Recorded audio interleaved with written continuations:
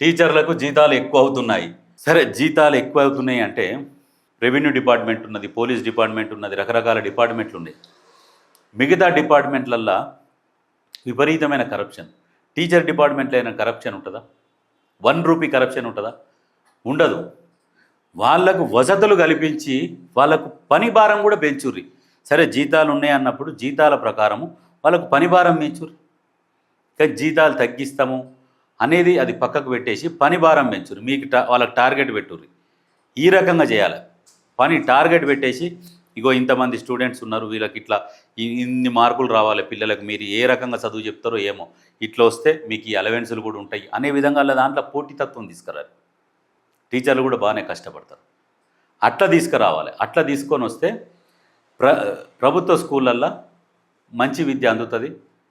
Result బాగా వస్తే ఇంకా వాళ్ళని చూసి మిగతా వాళ్ళందరూ ప్రభుత్వ స్కూళ్ళ వైపు నడుస్తారు. దీని మీద ఫోకస్ పెట్టాలి.